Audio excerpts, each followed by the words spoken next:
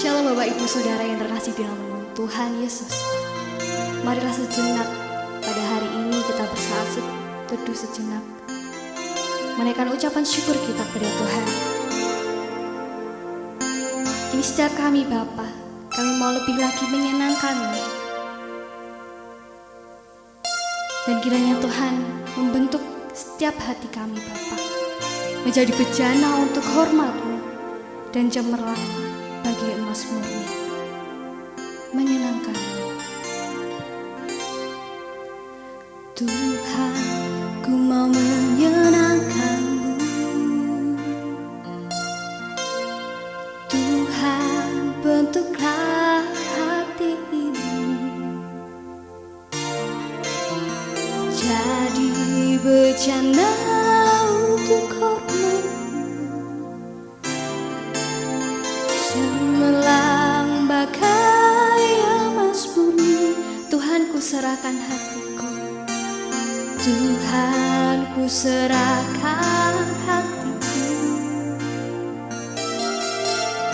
Semua ku berikan padamu. Kuduskan hingga tulus selalu, agar aku menyenangkan-Mu, menyenangkan-Mu, menyenangkan-Mu, senangkan-Mu. Hanya itu kerinduanku, menyenangkan-Mu, senangkan hatimu. Hanya itu kerinduanku. Tuhan, ku serahkan hatiku. Tuhan, ku serahkan hatiku. Semua ku berikan padamu. Kuduskan hingga tulus selalu, agar aku menyenangkan-Mu, menyenangkan-Mu, menyenangkan-Mu, senangkan-Mu. Hanya itu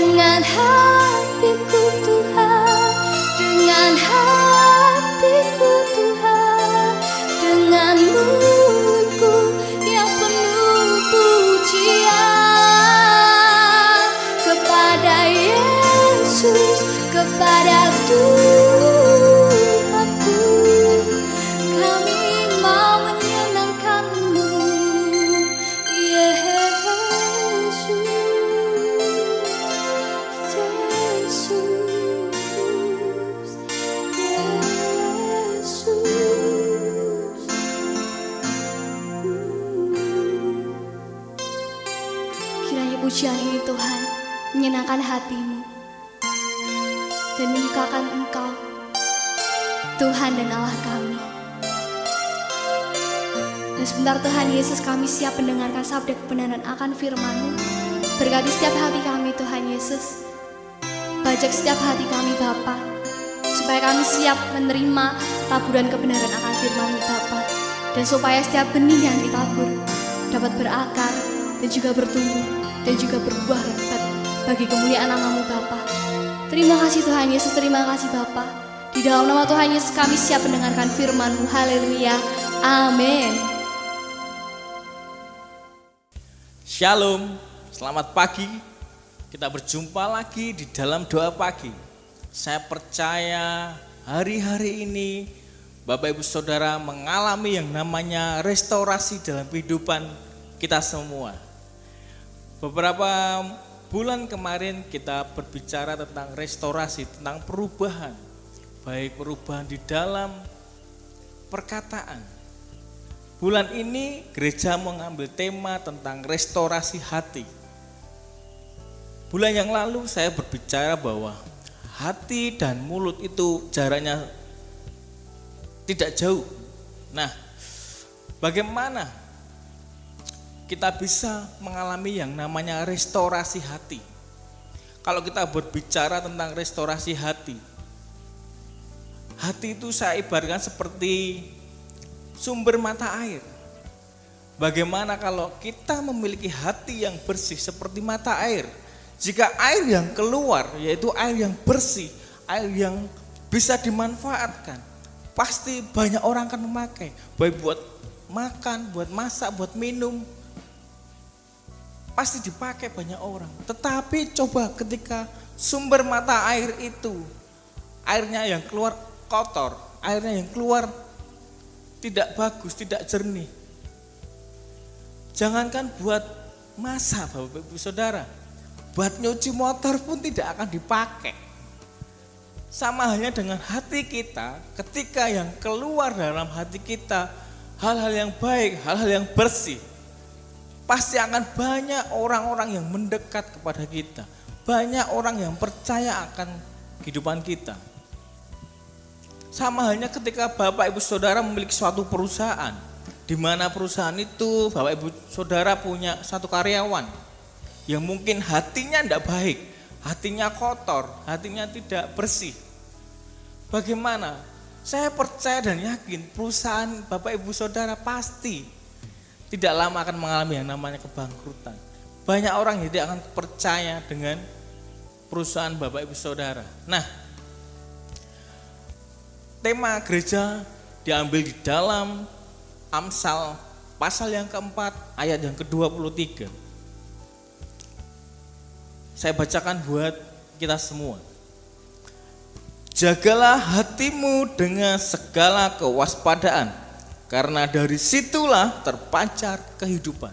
Sekali lagi saya bacakan, jagalah hatimu dengan segala kewaspadaan, karena dari situlah terpancar kehidupan. Pagi hari ini kita akan belajar tentang dua hal di dalam Amsal pasal yang keempat ayat ke-23. Saya ambil di poin yang pertama, yaitu di dalam bagian A, yaitu jagalah hatimu dengan segala kewaspadaan. Di sini dikatakan jagalah hatimu dengan segala kewaspadaan. Kita harus tahu dulu kewaspadaan itu apa. Saya cari kewaspadaan adalah kesiapsiagaan, atau bisa dikatakan serangkaian kegiatan yang dilakukan untuk mengantisipasi. Jadi bagaimana hati kita ini dapat mengalami perubahan? Kita harus selalu mengantisipasi dari hal-hal yang tidak baik. Kalau kita mengalami hal yang kurang baik dalam hati kita, seperti saya katakan tadi, yang keluar hanya hal yang buruk, kita tidak akan pernah bisa menjadi berkat buat orang lain. Iblis suka dengan hati yang tidak baik. Iblis suka dengan hati yang isinya hal-hal yang kotor, yang iri hati, yang sombong. Berapa banyak dari kita yang memiliki hati yang tidak baik, tidak bersih, sehingga dimanfaatkan oleh iblis. Dia serang hati kita, sehingga kita mengalami yang namanya sering sakit hati, yang namanya mengalami selalu iri hati kepada orang lain. Maka dari itu Bapak Ibu Saudara, Tuhan bukan hanya mau kita untuk menjaga hati ini. Tuhan mau selalu kita waspada, kesiapsiagaan kita menghadapi iblis yang seringkali menghantam hati kita, sehingga mempermainkan hati kita, sehingga melalui hati yang tidak baik kita sering mengalami kekecewaan, bahkan sakit penyakit, bahkan membawa ke kematian. Jadi mari kita miliki hati ini, kita jaga, kita selalu waspada terhadap godaan yang tidak baik, terhadap iblis yang akan menyerang kehidupan kita. Di sini dikatakan jagalah hatimu, ada dengan. Kalau kita belajar dengan yaitu artinya beserta atau bersama. Jadi Tuhan mau kita bukan hanya menjaga, tetapi dengan bersama kita selalu waspada, bersiap siaga dari serangan hal-hal yang tidak baik dari iblis. Maka dari itu pertanyaan yang sama buat Bapak Ibu Saudara juga saya pribadi. Bagaimana cara kita supaya hati ini menjadi sumber mata air yang baik? Supaya hati ini selalu keluar terpancar hal-hal yang baik. Kita harus selalu membaca firman Tuhan. Kita harus berhubungan dengan Tuhan melalui doa. Perbanyak doa kita. Kita juga harus memiliki hati yang selalu menyembah kepada Tuhan. Ketika kita melakukan, ketika kita baca firman Tuhan, kita berdoa, kita pujian penyembahan sendiri, saya percaya hati kita akan selalu terjaga. Mata air yang bersih itu akan selalu terjaga. Jadi ketika kita baca firman Tuhan, kita berdoa, kita menyembah Tuhan, maka yang keluar dari hati kita adalah pancaran yang luar biasa. Kita akan mengeluarkan hal-hal yang baik. Kita akan terhindar dari serangan-serangan iblis. Karena di sini Tuhan mau kita selalu menjaga hati kita dengan segala kewaspadaan. Jadi iblis setiap hari, setiap detik, setiap menit dia mengintai kita, mengintai hati kita, mengintai setiap hari supaya dia bisa masuk ke hati kita, bisa memberikan hal-hal yang kotor, hal-hal yang buruk, sehingga keluar dari hati kita hal-hal yang tidak baik. Maka dari itu, mari kita bangun selalu, baca firman Tuhan setiap hari, berdoa, cari Tuhan. Kita pujian dan penyembahan. Mungkin ngomong, suara saya fales, suara saya tidak baik, suara saya kurang bagus. Tuhan tidak memandang suara kita baik ketika kita berdoa sendiri, kita punya waktu mesbah doa sendiri. Ketika kita menyembah Tuhan, Tuhan lihat hati kita. Ketulusan hati kita ini yang Tuhan cari. Sehingga ketika engkau mencari Tuhan, ketika engkau baca firman Tuhan, ketika engkau berdoa, ketika engkau menyembah Tuhan, hadirat Tuhan hadir, maka kita dihindarkan dari serangan-serangan iblis yang akan mencoba mengganggu hati kita. Di sini bukan hanya untuk menjaga, tetapi Tuhan mau kita selalu waspada. Karena kita tidak pernah tahu kapan iblis itu masuk. Kapan iblis menyerang kita. Maka dari itu Tuhan mau kita selalu waspada. Kita harus siap siaga. Kita harus selalu siap siaga untuk mengantisipasi serangan-serangan yang mencoba mengganggu hati kita. Seperti contoh di dalam Alkitab, yaitu satu tokoh, yaitu kalau Bapak Ibu Saudara sering membaca Alkitab, saya percaya tokoh ini luar biasa, yaitu Ayub. Bagaimana cerita Ayub? Dia dicobai Tuhan. Bukan hanya diambil semuanya. Iblis minta izin kepada Tuhan untuk mengambil semua hartanya, anaknya, keluarganya. Apakah masih Ayub memuji? Masihkah Ayub bertahan kepada Tuhan? Tetapi hati Ayub luar biasa, sehingga dia tulis seperti dalam Ayub 2:10. Kalau kita baca yang bagian B, Ayub berkata, apakah kita mau menerima hal yang baik saja dari Tuhan, tidak mau menerima yang buruk? Ketika hatimu selalu dekat kepada Tuhan, ketika engkau baca firman Tuhan, ketika engkau berdoa, sekalipun hal yang tidak baik yang kita terima, tetapi hati kita akan selalu damai sejahtera. Karena saya percaya hati yang keluar dari sumber mata air yang bersih akan selalu menguatkan diri kita. Maka dari itu jangan pernah lupa untuk baca firman Tuhan, untuk berdoa, menaikkan ucapan syukur kita, selalu memuji dan memuliakan nama Tuhan. Itu poin yang pertama. Poin yang kedua saya ambil masih di dalam Amsal pasal yang keempat ayat yang kedua-tiga, tapi yang bagian B. Di situ dikatakan, karena disitulah terpancar kehidupan. Saya ulangi, karena disitulah terpancar kehidupan. Disitulah berarti hati kita.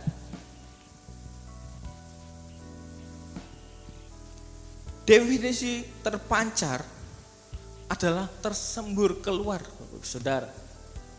Jadi hati kita harus tersembur keluar. Pertanyaannya, yang keluar dari hati kita ini hal yang baik atau yang tidak baik? Tetapi Tuhan mau kita mengeluarkan hal-hal yang baik, tersembur dengan hati yang baik. Coba ketika Bapak Ibu Saudara sering beli air isi ulang.